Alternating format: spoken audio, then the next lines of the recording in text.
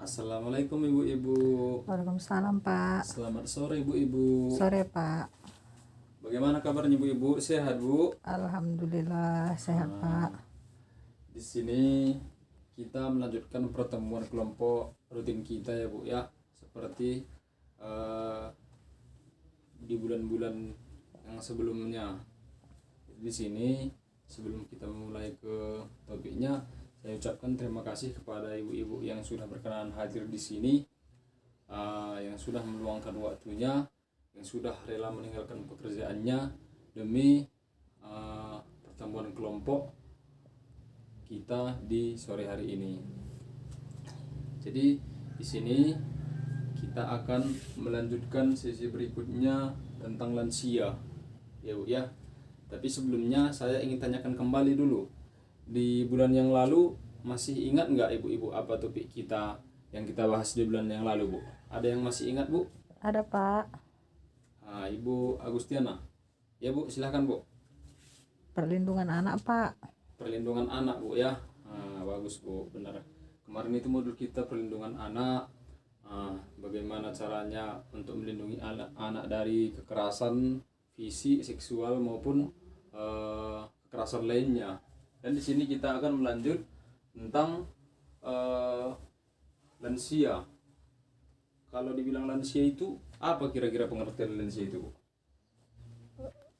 Lanjut usia. Lanjut usia. Lanjut usia itu biasanya umurnya dari berapa itu, Bu? Ya, yang udah 70-an lah Pak. 70-an ya. Kalau misalkan dia di anggota PKH 70 Bu ya. Tetapi kalau misalkan dia di bidan desa itu ataupun poskesdes yang sering kontrol itu ya, itu mereka lansia 60 tahun Bu. Tetapi kalau misalkan di anggota PKH 70 tahun. Kenapa dibuat di anggota PKH 70 tahun? Memang kalau misalkan dia sudah 70 tahun benar-benar nggak bisa lagi bekerja, nggak bisa lagi menghidupi kesehariannya. Jadi di situ dikategorikan lansia dan harus dibantu oleh pemerintah gitu. Jadi di sini ini ada nampak ya Bu ya, gambar, ada tulisannya di sini, dan di sini ada pertanyaan, mengapa harus peduli kepada lansia gitu. Coba Ibu Dewi, apa kira-kira Bu, kenapa harus dilindungi lansia ini? Kenapa harus peduli gitu Bu? Ya karena dia kan kalau nggak kita yang peduli kayak mana, dia kan nggak bisa ngapa-ngapain lagi, udah susah. Iya Bu ya. Jadi di sini lansia ini harus butuh perhatian ataupun peduli dari orang-orang yang masih muda, yang masih mempunyai tenaga gitu Bu ya. Termasuk juga anaknya yang sudah dewasa ataupun sudah berkeluarga harus peduli kepada orang tuanya yang sudah lansia gitu.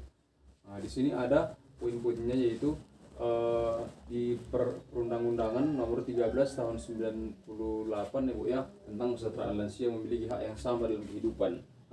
Jadi maksudnya di sini Bu, itu kalau misalkan kita masih muda dan kita masih mempunyai tenaga, masih bisa kerja ya Bu ya, itu sama haknya dari pemerintah dengan lansia ini gitu ya, sama perhatiannya. Bukan karena kalau sudah lansia dia berarti nggak dipedulikan lagi, karena memang nggak bisa lagi ngapa-ngapain, nggak lagi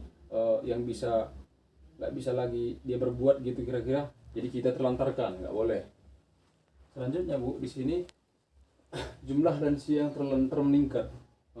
Ini harus kalau bisa dikurangi lah di seluruh Indonesia ini, termasuk mungkin ya Bu ya, jangan ditambah-tambahi yang terlantar itu Bu ya. Ini 16 juta lansia. 16 juta itu udah banyak kali Bu. Terus inilah poin-poinnya semuanya Bu ya. Ini mungkin perundang-undangan. Dan di sini kita akan melanjut kepada kondisi dan permasalahan lanjut usia. Di sini ada fisik ataupun biologis, perubahan fungsi organ tubuh yang menyebabkan terjadinya. Di sini ada beberapa perubahan organ tubuh yang menyebabkan terjadinya perubahan suhu tubuh, menyebabkan kulit kering dan keriput. Kalau misalkan sudah lansia Bu, jarang itu masih mulus Bu ya. Iya Pak. Biasanya kalau lansia itu udah keriput ya Bu ya. Kadang pun kulitnya itu udah turun, dagingnya itu udah turun gitu, tinggal tulang. Jadi di sini ada juga gangguan gerakan atau akibat radang sendi, tulang rapuh. Siapa yang punya orang tua lansia di rumah di sini Bu? Nenek yang ada Pak. Nenek ya. Jadi kalau di rumah ada lansia ataupun nenek bu, ibu rawatnya kan bu? Rawat Pak. Rawat bu ya. Biasa kalau misalkan dia apa, untuk susunya pun dikasih itu bu, dikontrol ke bides dan diberikan dia susu lansia seperti Entrasol, Enlin ya bu ya. Ya Pak. Jadi di sini ada juga gangguan panca indera atau penurunan fungsi penglihatan, penciuman, pendengaran dan pengecap. Gangguan saluran kencing atau tak terkontrol. Gigi mulai goyah atau tanggal, sulit mengunyah ataupun mempengaruhi pencernaan. Jadi di sini ada juga poin-poinnya ya bu ya. Pendengarannya pun sudah pasti berkurang, penglihatannya juga. Terus juga kadang dia mau ngompol kalau lansia bu ya. Dan itu udah sering kadang juga ngompol. Jadi kita jangan kita kok kayak gini ngomong terus, nggak boleh, karena memang situasinya lah yang seperti itu sudah bu ya. Selanjutnya mulut penyakit atau Alzheimer, kepikunan, stroke, darah tinggi, radang sendi dan lain-lain. Jadi untuk lansia itu ini kondisi fisik ataupun biologisnya banyak ini bu pengaruhnya. Ada beberapa poin yang sudah kita bacakan tadi. Jadi di sini sebagai anak kita harus tetap semangat untuk mengurusnya gitu.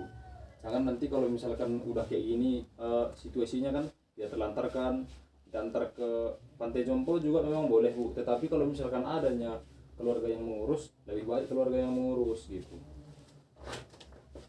Dan selanjutnya di sini ada kondisi dan permasalahan lanjut usia, psikolosal. Psikolosal paham artinya bu? Nggak tahu Pak. Nggak tahu ya bu ya. Psikolosal itu bu, diri dan hubungannya dengan orang lain.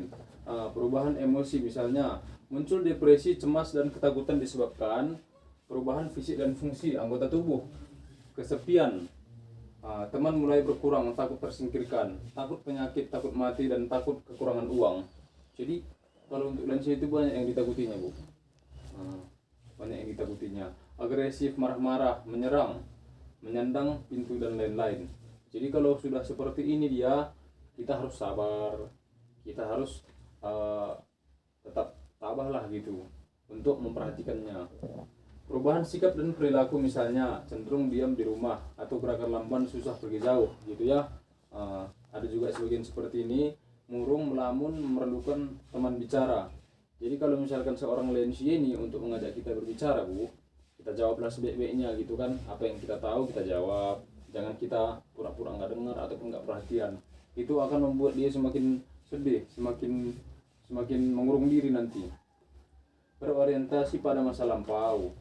Dia berorientasi pada masa lampau. Ini sering dia menceritakan tentang situasi zaman dulu gitu kan, berbeda jauh dengan kita yang sekarang, mungkin lebih modern gitu kan. Dia merasa sedih kalau misalkan dia bercerita berorientasi ini bu. Hubungan dengan tetangganya kurang baik-baik. Ini pun juga hubungan dengan tetangganya kurang baik-baik. Tetapi ini nggak semua mungkin. Tapi ada juga. Selanjutnya, kondisi permasalahan lanjut usia yaitu spiritual atau rohani. Jarang beribadah atau menjadi tidak sabar, kurang bersyukur, berpikir negatif dan lain-lain gitu ya bu ya. Jarang beribadah. Ini wajar memang kalau misalkan lansia dia jarang beribadah itu wajar, karena dari ketahanan tubuhnya misalkan duduk di masjid ataupun di gereja sudah kaku gitu kan. Jadi dia nggak bisa seperti orang-orang muda gitu. Tidak tabah dalam menerima kondisi penuaannya karena menua karena harus memakai alat bantu. Jadi di sini kadang ada juga seperti itu bu. Dia tidak tabah. Kenapa sih aku seperti ini gitu? Cepat kali aku tua. Padahal masa muda itu enak gitu kan. Tetapi apa boleh buat? Waktu itu kan tidak bisa kita ulangi ya bu ya. Yang sudah kita terima ya kita terimalah. Kurangnya mau berbagi dengan orang lain. Ini pun juga selalu menunjukkan super powernya dan menganggap dirinya selalu benar. Ini nenek saya juga ada seperti ini. Jadi kalau seorang lansia itu dia kadang gitu, udah pun salah ngotot lagi gitu ya, udah pun salah kadang ngotot lagi, selalu benar gitu. Jadi kita harus sabar untuk menanggapi hal-hal yang sedemikian. Udah paham sampai di situ bu? Udah Pak. Jadi inilah terakhir bu ya, sedikit lagi bu ya, pengertian lanjut usia. Seharusnya tadi kan ini di depan bu ya, tetapi ini di belakang. Nggak apa-apa bu ya. Jadi Bu, tadi kan sudah kita bahas beberapa poin-poin yang termasuk dengan lansia ya Bu ya. Dari poin-poin yang sudah saya bacakan tadi dan yang kita bahas tadi, mungkin di sini udah tahu ya apa itu pengertian lansia. Pengertian lansia itu. Lansia adalah apa kira-kira Bu? Seseorang yang sudah 70-an ke atas yang nggak bisa bekerja lagi. Iya. Tadi waktu awal saya pertama tadi menanyakan apa itu lansia, Ibu hanya mengatakan lanjut usia. Tetapi sekarang karena kita sudah membahas beberapa poin-poin tadi, jadinya Ibu sudah tahu ya memaparkan apa pengertian lansia. Jadi mungkin hari ini Bu sampai di sini, jamnya pun udah agak sore juga ya Bu ya. Jadi sampai di sinilah pertemuan kita dulu ya Bu ya. Untuk bulan depan nanti akan kita lanjutkan di modul yang lain lagi gitu. Jadi saya sebagai pendamping di sini bukan untuk menggurui ataupun mengajari ibu-ibu, tapi kita di sini untuk saling berbagi. Wabillahi taufiq wal hidayah. Wassalamualaikum warahmatullahi wabarakatuh.